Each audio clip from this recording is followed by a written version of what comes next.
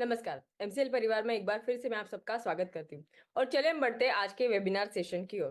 तो आज की जो कहानी है, उस वो कहानी ऐसे इंसान की है जिनको मैन इन द मिलियन ऐसे बोला जाता है, यानी लाखों लोगों में एक इंसान हो, ऐसे वो इंसान है।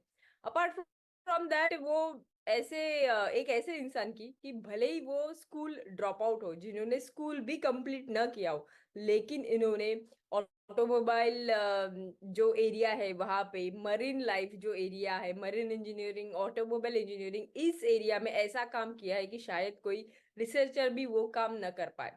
तो आज की जो कहानी है वो है man in a million, Ali मनिक फन की।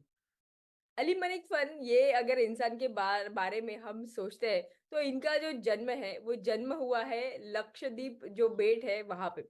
जन्म होने के बाद में जैसे ही उन्होंने आंखें खोली, अपने चारों ओर पूरा समुंदर देखा और उनका जो रुचि है वो नेचर में तब से ही पैदा हुआ। लेकिन उनके घर वाले ने उनको स्कूलिंग के लिए केरला भेजा।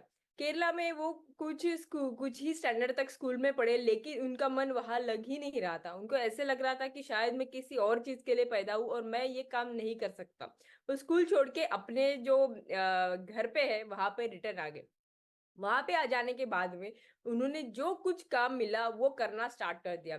जैसे कि वहां पे लाइट हाउस था, तो लाइट हाउस में उन्होंने एक एज अ ऑफिस बॉय करके, ऑपरेटर बॉय करके जो काम मिला वो उन्होंने शुरू किया। धीरे धीरे करके सीएमआरआई यानी central of marine research institute, वहां पे उनको एज अ असिस्टेंट करके काम मिला। जैसे वहां पे उन्होंने काम करना शुरू किया और वहां पे जो रिसर्चर थे, जो साइंटिस्ट थे, इन्होंने इस बच्चे का काम करने का तरीका देखा। उन्होंने देखा कि इनकी रुचि किस तरह है और ये क्या रिसर्च कर सकते हैं। उन्होंने भी उनको इतना ही सहारा और उनको नई नई अपॉर्चुनिटी देते रहे, irrespective of his educational background. तब जाके उन्होंने मरीन लाइफ में से ऐसी कई स्पीसीज ढूंढी कि जो अभी तक पूरी दुनिया को पता नहीं थी। जिसमें से एक जो मछली थी, जो बहुत ही रेयर स्पीसीज थी, वो भी उन्होंने ढूंढ के निकाली, जिसके बाद में वो मछली को इनका ही नाम दिया गया। अपार्ट फ्रॉम दैट, ये तो हुआ मरीन इंजीनियरिंग।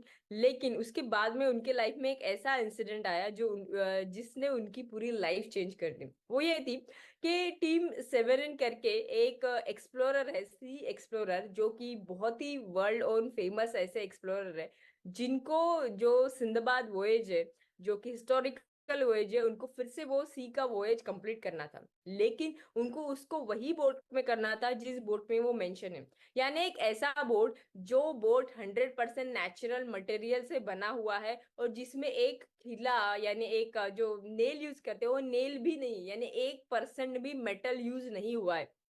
पूरी दुनिया में उन्होंने सबको पूछा कि मुझे ये बोट कौन तैयार करके देखेगा, लेकिन कोई भी उसके लिए रेडी नहीं हुआ। तब जाके जो डॉक्टर जॉनसन थे, जो इनके सीनियर थे, जो वहां पे काम कर रहे थे, उन्होंने इनका नाम सजेस्ट किया।